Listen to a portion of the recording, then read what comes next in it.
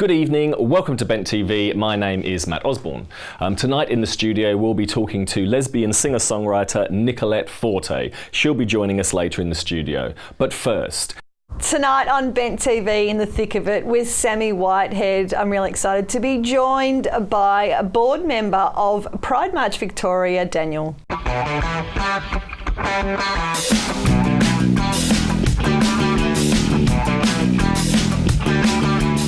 In the thick of it with Sammi, joining me is board member of Pride March Victoria, Daniel. Daniel, welcome to Bent. Thanks, Sammi.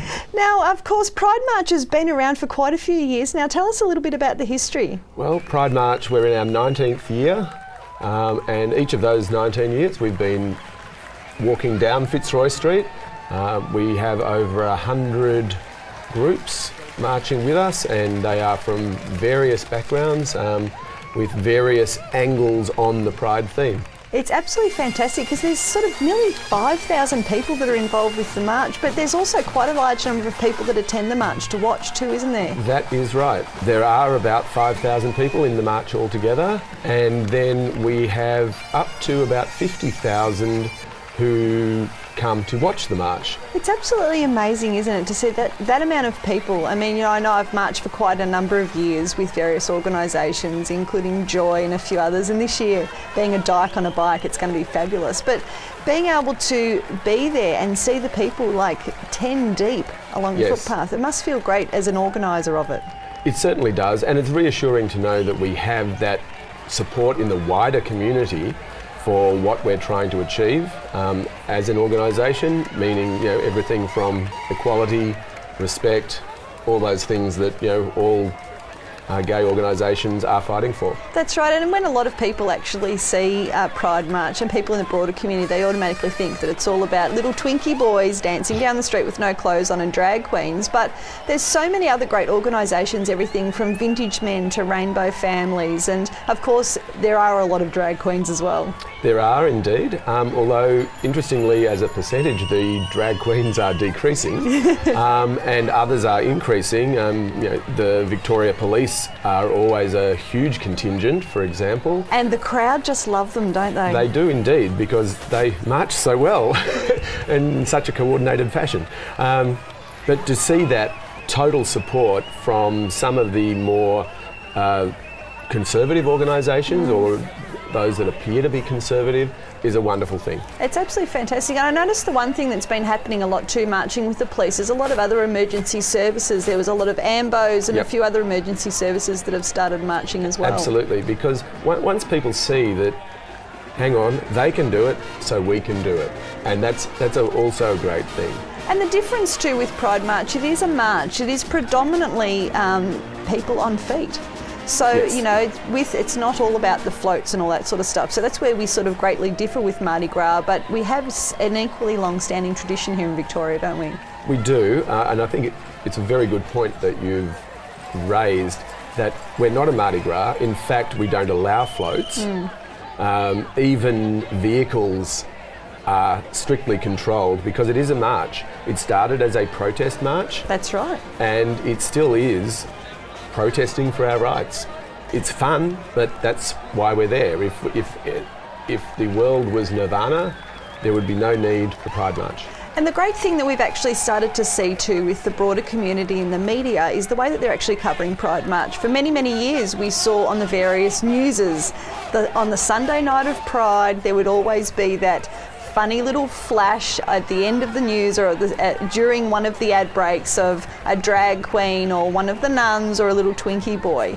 And now with the AFL and a fabulous Jason Ball and a few of the footballers being involved, last year was the first time we actually got a serious news report out of it. I think you're right. Not that there's anything wrong with the occasional Twinkie boy. Absolutely, I'm sure.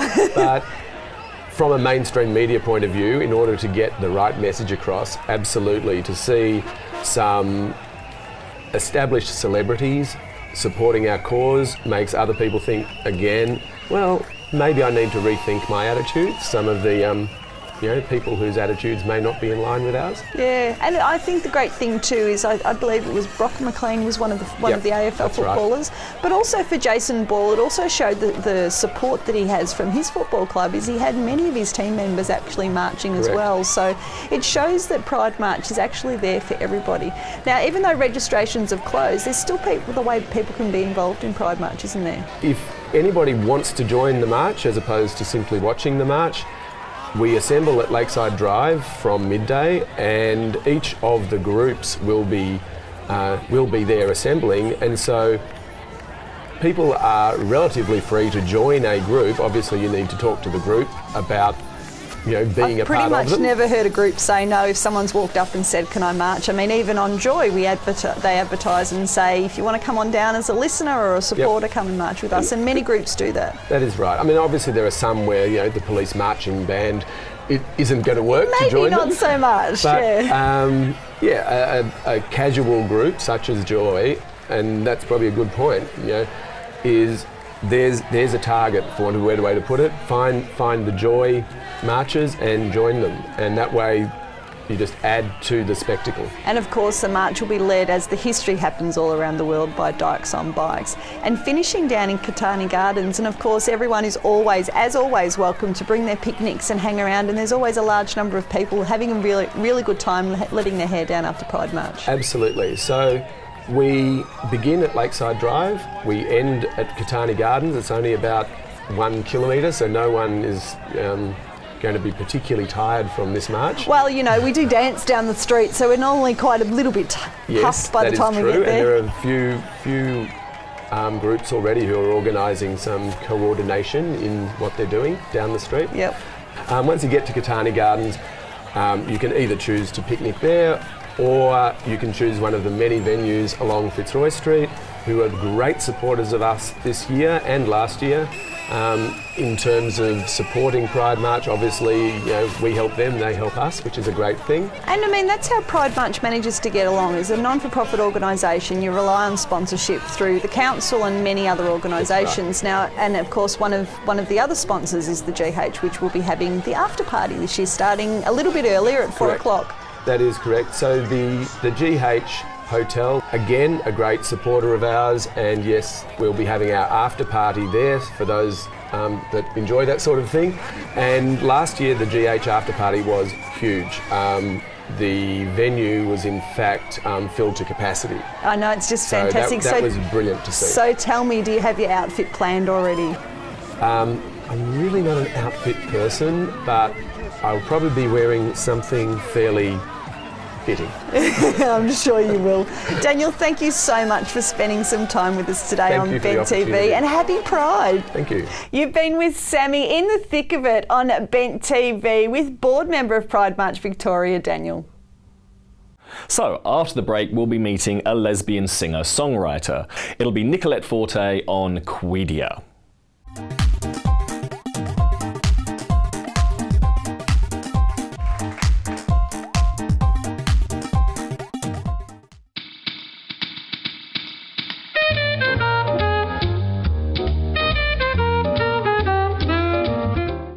Good evening, welcome to Bent TV. My name's Steve Pereira and you're with Quedia, our show on all things queer and all things media, though we seem to have taken a rather lateral approach to what we consider media, and we have all kinds of things for you.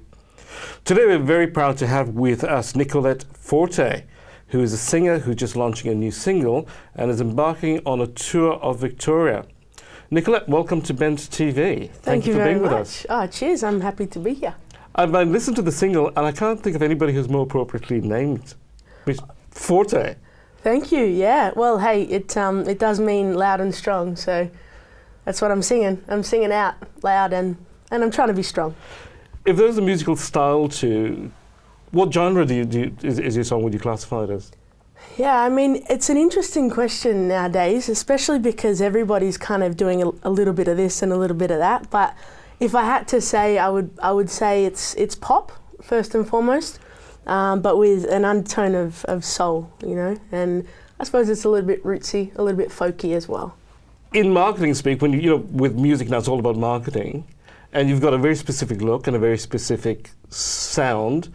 Is this something you're working towards? Is this, I guess, is it manufactured or is it authentic? Well, you just have to check out my Facebook page and see what I wear on the weekends. No, to be honest, I you know, as a teenager, I kind of tried to fit in a lot more, and you know, what are all the other girls wearing? I'll wear that too, because you kind of don't want to stand out. But then I had this moment where I realised I wasn't like everybody else, and you know, I either had to embrace that or go against it, and so I just went, you know what, I love colour. I've always wanted to have dreadlocks, so I'm going to go get dreadlocks. You know, I love wearing ponchos and muumuus, and you know, I'm a bit of a free spirit, I suppose. Your album is very colourful as well. Now, this is a very personal story. Yeah, it is. This is probably, like, out of anything that I've ever done musically, it's probably the most personal song that I've ever released, and also story. I suppose I'm giving a lot of myself through this project, but it's also something that I feel really strongly about. So I'm more than happy to just, you know, bare my soul for this cause. And your other songs, is this part of an album that you're putting together? Is this the first single in the album, or is this? No, it's I did my first EP mini album last year, and this song is really separate from that. I mean, I plan on doing a follow-up EP next year, but this song, I suppose it was very intentional that I released it just by itself, because also I'm not planning on gaining any profit or, you know, monetary kind of stuff from this. I just want to put it out there to the world, and you know, in the hope that you know, young people who kind of are going through a bit of torment, going, man, am I the only person that's feeling like this? Like, you know, why is the world like this? Like, I just want to love another person. Like, what's regardless the big deal? Of the gender. Yeah, like, what's going on? Like, I want them to be able to find that song on YouTube or on Facebook or on SoundCloud and just go, oh, there's other people that are singing about love, and I'm not alone. So that was the intention. That's great. Now, the idea of a community radio station tour is something that's new to me. I knew people went and did performances on radio, but that was part of your marketing promotional gig. Yeah. But you're actually doing a whole tour of community radio stations across Victoria. Yeah, it's actually. How did that come about? Yeah, it's interesting you ask. I mean, I'm not going to lie to you. It just kind of happened. I didn't intentionally go out and say, okay, I'm going to get 13 radio stations in the month of August and just go to them and play the song. It was more so that lovely Sammi and Lisa from Joy FM, they've been supporting me for the last year or so when I met them through my last project. And every time I ran into them, they'd be like, have you recorded that song yet? And I'd be like, no, I haven't done it yet. And they'd be like, you really got to record that song. And so finally, I just pulled my finger out and went, all right, girls, I've recorded the song. I'm ready to come on Joy. So I went on and recorded, released it last night, live on air. And then I kind of said, well, you know, why stop there? Maybe I'll try another radio station. Contacted another one. Well, that's good news. All right, well, maybe I'll try another one, and another one, and another one. And then it just kind of happened. So Joy inspired you to put this music together? Well, more or less. I mean, they more so gave me the confidence, and they just gave me a big bear hug and went, you know, you can do it. It's okay, and we'll support you by launching it on our station. So. But what a fantastic story, the idea of a community station actually inspiring you to produce work, rather than the other way around, because normally people produce work and then look for a venue where they can air it and get it out to the public. Yeah. You had a venue, and you said, I can produce work for the venue. Well, it's interesting. This song, this brings me to an interesting point of the whole project. I didn't actually write the song this year. I wrote it 10 years ago. So I'm 26. I just had my 26th birthday, and I wrote it when I was a 16-year-old schoolgirl, kind of just, you know, sitting on the end of my bed, just writing about love and my partner that I had at the time, that it was really kind of controversial, and we just felt like we, you know. Why was it controversial? Well, a lot of reasons, but mainly we were two private schoolgirls at this school that didn't have gay people.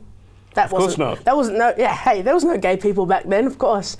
Well, at least they weren't out about it, you know. Yeah. And it was just a really hard time, because you know, as I said before, you don't want to be that that person that's just really different and that gets picked on and that gets, left out of everything just because they, love someone that happens to also be a female. But unfortunately, that's how it was for us. And I used music as a form of therapy, for myself, because I felt like I couldn't talk to anyone about it. And so what I did instead was I'd write journals, I'd keep a diary, and I started just playing guitar and I started singing along and humming along, and before you knew it, I had these songs that were just my emotions, just, kind of that I had as a collection of, it was a therapeutic thing for me. Fantastic. Yeah.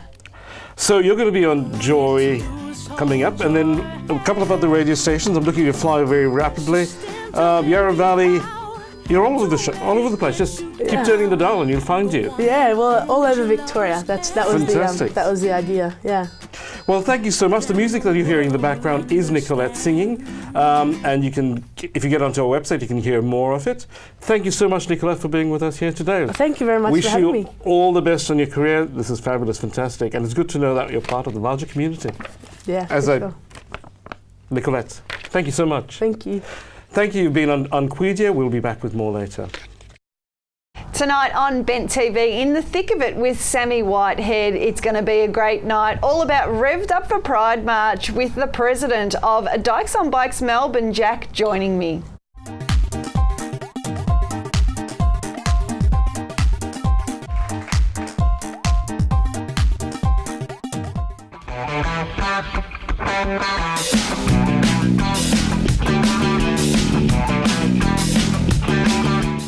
You're in the thick of it with Sammi, and I'm really excited because I am joined by Madam President herself from Melbourne Dykes on Bikes. Jack, welcome to Bent. Hi Sammi, yeah. Now, Dykes on Bikes has a really long-standing tradition associated with Pride marches, doesn't it? Yeah, it's since 1976. I believe it was down over in San Francisco, wasn't it? In San Francisco, about 25 women it was an impromptu thing. They just joined the Pride March at the front on their motorcycles, and one of the girls who was riding coined the phrase Dykes on Bikes, and from that moment in 1976 they've led the Pride March in San Francisco every year. And it's just a logistical thing that the bikes are at the front of the march because, well, we all got air-cooled engines and they all heat up, and so we just can't sit behind marches and stuff like that because your engine just gets too hot. It's become a tradition that's now being carried around the world now with Pride marches. Yep. It's an expectation that you go to a Pride march, and what's going to happen? The Dykes on Bikes will be in front. Yeah, the Dykes on Bikes, it's a little bit turned into a tradition, and it's sort of a ceremonial thing that the Dykes on Bikes, a bit like the crackers at the beginning of a Chinese New Year. Yeah. Just that the noise and the beeping and the cheering and the yelling and screaming just scare all the evil spirits away and make it safe for the rest of the people that come down the street. So that's having those women out the front there just really revs up the crowds and makes them excited for the rest of the parade to come down the street. And it's all part of the building of the excitement, isn't it? Because a lot of parades, they have the bikes, with them having the bikes right in front. The crowd, as soon as they hear the bikes, they know the parade's coming. The parade's coming. And if you've ever been to a Pride March without Dykes on Bikes, it's pretty, here they come, they're holding banners, wow. Yeah, I know. It's not it's just not the same, is it? The Dykes on Bikes sort of rev things up, and it's pretty much in every Pride March in every major Pride March, isn't it? Yeah, in West Australia they had 3 bikes in there, but they were there 3 bikes.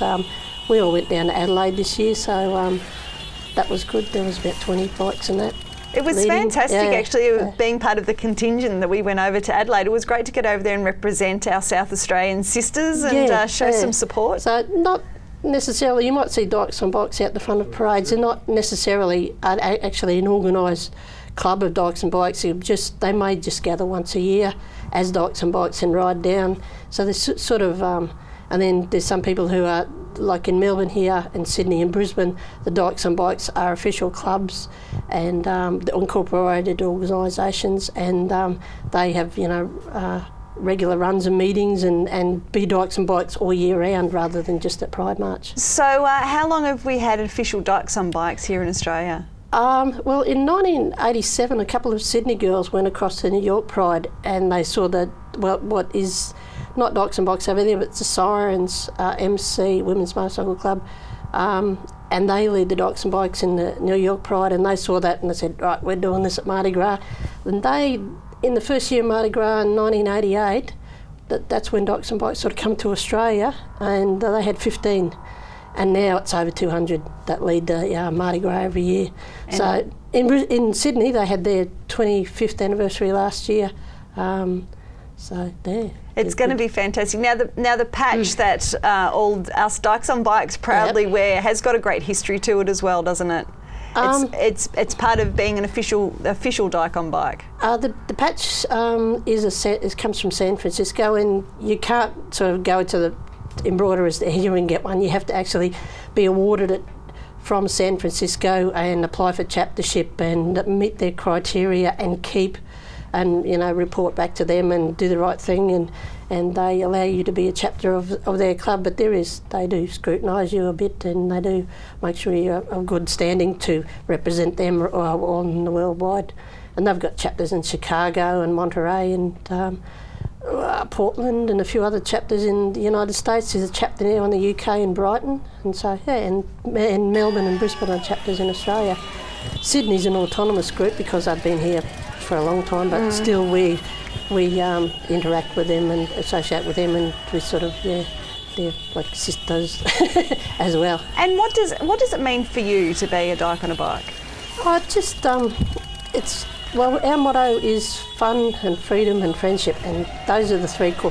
When things start going pear-shaped, you go back to those three things. Okay, that's what we're about, and we can focus on those. So basically, those three things: the fun of just a bunch of girls getting together riding on motorcycles. It's just it's wonderful. It's just, feeling like no other, isn't it? It is a feeling, and it's like in my earlier days. I've been a biker all my life, basically since I could hold the handlebars. And I've ridden with boys a lot in my early days, and it's very competitive. It's always race to someone. You overtook me, and I've got to overtake you, and you overtake. But with the girls, it's not. They really look after each other, and they, there'll be little groups. There'll be a fast group, and there'll be a slower group at the back, and stuff like that. So that everyone really looks after each other when we're riding, and there's a lot more. You go on run with boys and you fall over and they'll just take off and leave you there. But not Dykes and Bikes. We always try to sort of look after each other. There is a real sense of family in the club. There is a family atmosphere, yes. And now, how does it? Try to explain the feeling for you when you're out there, part of the contingent leading the Pride March, and the engines start revving, and the crowd's going to start going nuts. Okay, at the time, you only really think about not crashing into the person in front of you. I usually go tail end Charlie and sort of make sure everyone's okay. But it's just you try to make that bike line up, and that bike line up, not crash into that bike, and everyone's going rah. And it's the moments when you actually stop, when we stop the bikes and we rev and we wave, and that's just totally. It's like being a rock star. So you get to be a rock star. Once or twice a year, it's really good. Now, for you, of course, we've decided for you this year that you have to be Madam President's going to be up the front. So that's going to be interesting. I don't like being at the front of things because it's just sort of. But yeah, I'll do it. It's going to be fantastic, and of course, being able to we're taking a group of girls up to Mardi Gras as well. Yeah, we've actually got the Vice President of Sirens from New York Club riding right up the front of Mardi Gras this year, so it'll be a very big honour to have her with us. We rarely get guests come along on our rides, and it's good. Maybe more will come over from New York and from San Francisco and from some of these state girls from the States. Fantastic. It's just going to be an amazing Pride March once again with Dykes on Bikes out the front. Jack, thank you so much for coming in and spending some time with me on Bent. Thank you. You've been with Sammi in the thick of it on Bent TV with Jack, Madam President of Dykes on Bikes Melbourne. So that's the end of the show. Thank you so much for watching tonight. If you'd like to continue watching, and if you'd like to help us in this tiny little studio, please become a member. You can join us at www.benttv.org.au. Also, you can like us on Facebook or Twitter. Thanks very much. Good night.